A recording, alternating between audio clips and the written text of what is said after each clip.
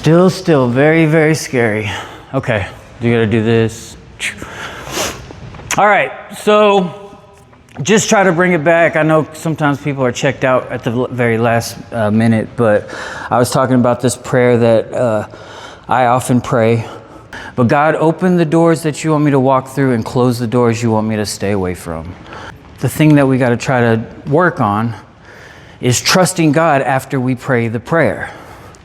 Because if as soon as we get done praying this prayer, we start worrying about it, then we could miss God opening a door for us. I'll give you an example. When I was here, I decided I needed to not go back to Texas. When I left, I was choosing between Hawaii and Jacksonville. And the reason why is I always wanted to live very close to the beach. And we were in the middle of COVID. So everything was shut down. And so the reason why I was thinking Hawaii is that if they really do keep everything shut down forever, if I live in Hawaii, at least that's pretty good scenery. And then I was thinking Jacksonville because Jacksonville, as everybody knows, Florida was pretty laid back during the pandemic. And so at the time it was a lot more open than other places. But let's just say God, I need you to answer. I need you to help me, Lord. I need to know if I'm supposed to go to Hawaii or I'm supposed to go to Jacksonville. I'm supposed to go to Hawaii. I'm supposed to go to Jacksonville. God, open the door for me and shut the other one. And then I get done praying. And if I immediately start going, man, I don't know if I should go to Hawaii or if I should go to Jacksonville. And if I'm worrying about it, I could miss God sending someone up. Like, what if right after that prayer, God sends somebody up wearing a Go Jacks t-shirt? Go Jacks! Sometimes God works in mysterious ways like that. And if I was worried and not trusting God with it, I might miss that. But learn to pray this prayer, learn to have faith. One of the reasons why God allows us to go through things, by Him bringing us through things, helps that the next time we go through things, we are in a better state. We're not freaking out quite as much. And eventually we start going through things so well that other people start looking at us going, man, how do they handle everything so good? Even when they're really having a bad day, there's a peace about them. They might even come up and ask you, what do you have? And that's perfect opportunity to share what God's done in your life. But still hurts sometimes when we get rejection. If we learn to pray that prayer, we learn to start trusting that God is going to open the right doors and close the wrong doors. Then when we get rejected, we can understand that's part of God's plan. Maybe it wasn't His plan, but He's going to use it to get us going in the right direction. It is unpleasant when a relationship ends. But if you're in a relationship that you're not supposed to be in, wouldn't you like to know now as opposed to 10 years from now? And sometimes the way that happens is by way of rejection.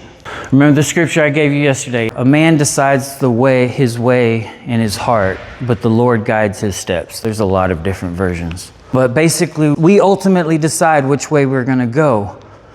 And we just have to trust that if we get off track, God will guide us back onto track. Okay.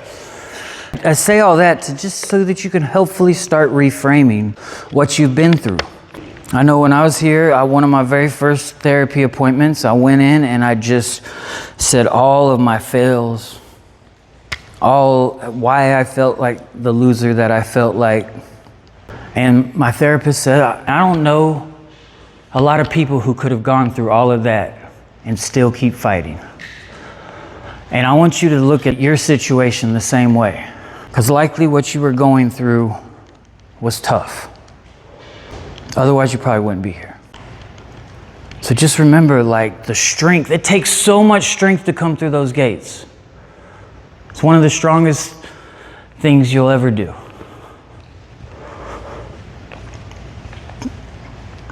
Give yourself credit where credit is due. Okay, so now to the cognitive distortions. I guess 1960s is when the cognitive distortions were kind of formulated. And Aaron Beck, he's the one that put them together. And though they were formulated in the 60s, like I said, this is the enemy's playbook. He's been attacking us like this for years. And y'all now have the enemy's playbook in your possession. Ah, it doesn't get that kind of sound. There it is. It's the enemy's playbook. But these are the lies. He's the father of lies. If it is a lie, it's from him. Okay? But this is how in the 60s, they started looking at people with depression and suffering from severe anxiety, and they noticed a pattern that these are the kind of thought processes that most of them had in common. And so the reason why I say this is the most important thing that you can memorize, because like I said, you're not going to be able to memorize a Dr. Jennings class. It's not going to happen. You have to listen to a Dr. Jennings class and get, oh, okay, this is what I understand out of that class. This you can actually memorize, and it will be to your benefit. So memorize these. Know what jumping to conclusions looks like. Okay, we're going to go through a couple of them. I'll try to give some examples.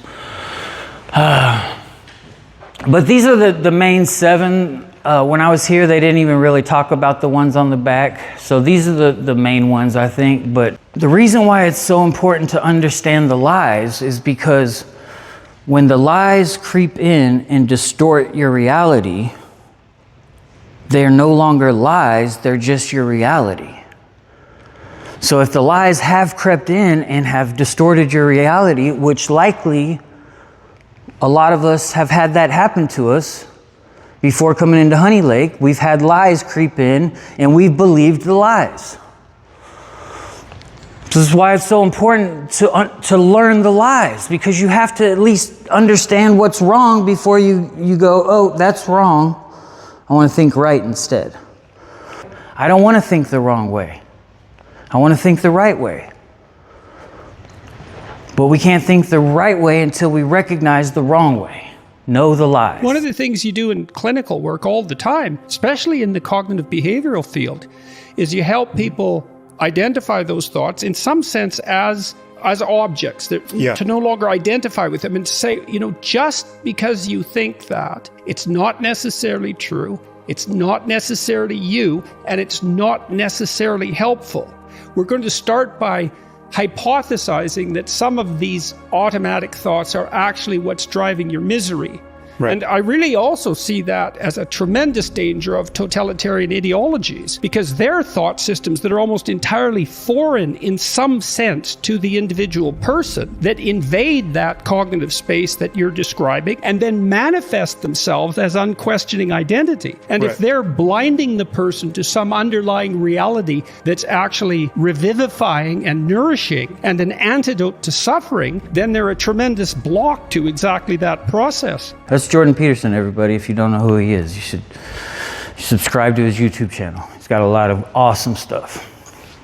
All right, so mental filtering, just like it sounds, is filtering out something out of your mental. So negative filtering would be primarily focusing on the negative. I'll give you an example. A lot of the examples I give are with my daughter, my stepdaughter. The reason why is she has ADHD like me. She has a lot of similar things that I struggled with. And I've been able to help her knowing about mental health. And so I've been able to help her in the ways that Honey Lake has helped me. And so I've actually been able to see these things be quite effective, because they work really fast on her, and because she struggled with a lot of the areas that I struggled with. So I take her to the skating rink. For a while there, her mom was working every weekend, And so I got to spend every weekend with her, and we started going to the skating rink quite a lot, and I enjoyed it. I was in recovery, building these new neural pathways, so I really started getting into the roller skating. I didn't do it much when I was a kid, but might have been weird, a grown adult actually enjoying roller skating, you know, on a Saturday afternoon, but that's what I was doing, and I would take her. And she'd always have a blast, but this one in particular, Saturday, we went and we were there for a couple of hours, and I was like, okay, well, let's go. And she said, hey, can I have a little bit longer? As a matter of fact, can I go to the playground? They had a playground that you could go to, and it was like $5 extra, indoor playground, and she wanted to go do that. And I said, okay, sure, we'll do the playground. You can have 30 minutes at the playground. After that, we're gonna go. So I roller skating. I say all that because I'm roller skating. I'm killing time. It's not. I'm doing all right. And I go let her know 30 minutes. Hey, let's go, darling. 5 more minutes. So here we go. We start playing this game of 5 more minutes, and she gets several 5 more minutes on me. And so after about an hour of 5 more minutes and 10 more minutes or whatever it is, I'm really like ready to go. Keep in mind, we've now been skating for 4 hours. I did the extra at the playground. Oh, also we got nachos and a slushie. I mean, like, we did everything I'm not supposed to do as a healthy dad, all right? But we did the whole gambit. But now I've really been there for like 4 hours, and we gotta go, okay? So I go, and I'm kind of, hey, can I have a few more minutes? I just met this friend. Well, no, we can't do that. We've got to go. Oh, come on. And it's her birthday. I want to spend her birthday with her. I'm like, well, she didn't invite you, first of all, and we got to go. So we went and got in the car. She got mad. She was mad. She got so honed in on the one thing. She's so honed in on the one thing that she didn't get to have. She forgot about the extra 5 minutes. She forgot about the nachos and the slushies and the playground, everything. And I use that because it's a little easier to look at simple things like that, but we do the same thing. We forget about all the things that God's done for us, and we focus in on what's lacking. She got I'm pretty much done with that story, but that day she went to bed upset. 5 hours later. That's a good percentage of her life at 10 years old that she just was intentionally upset about. And she's good now. We've totally spent a lot of conversations with her and everything. But she is just amazing now when it comes to all this stuff. But she went through a period where she was making her life very hard.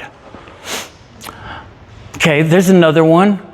Disqualifying the positive. It's also a filtering. And this one's not so necessarily focused on the negative, but this one also is just not realizing the good things. And a lot of us that come into Honey Lake, we're pretty good at this one. A lot of us coming into Honey Lake, we're not good at compliments. We're not good at praise. I'll speak for myself. I didn't think I was worth getting compliments or getting praise. But we got to start receiving those when someone says something kind about us, when someone says good job. Practice while you're here, because I don't even know everybody in y'all's group, but I can almost guarantee that while you're here, you're going to hear quite a bit of compliments, encouraging words, people speaking life into you. Practice by receiving these things. Don't say, oh, I didn't do anything. If someone says, that was really good when you shared in process group, thanks for doing that. Don't say, oh, no, it's okay, your story's just as good. It's okay to tell someone else that their story is good, but also recognize that what you did was good. Okay? So just practice while you're here.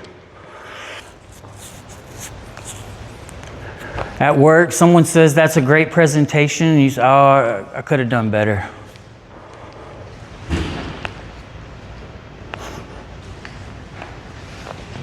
My older stepdaughter, she's like really smart, almost a valedictorian. And she suffers from perfectionism. And if she gets like an 88, she starts calling herself stupid. And of course, as parents, we pour in, we say all the things, but it doesn't always do all that much. Because it's like, well, you're my parents, you gotta like me. After a rejection, you might say, I'll never find love. The little one, she's with the ADHD, she's tried all kinds of brand new things. I want to learn the piano, I want to learn crochet, I want to learn, we're in dance this year and all the things. I'm happy to do as much as we can. But she also has the tendency to practice for 5 minutes and go, I'm no good at this, I'll never be good at it.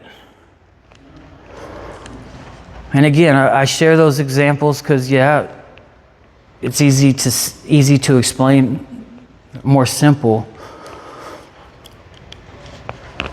But how much are we doing this?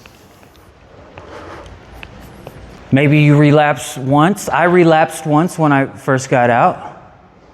What if I just, based on that one thing, just thought that was it? That's how it's always going to be. Wouldn't be here. All or nothing thinking, we were talking about this yesterday with the indefinite words. What are those? Are those adjectives up there, guys?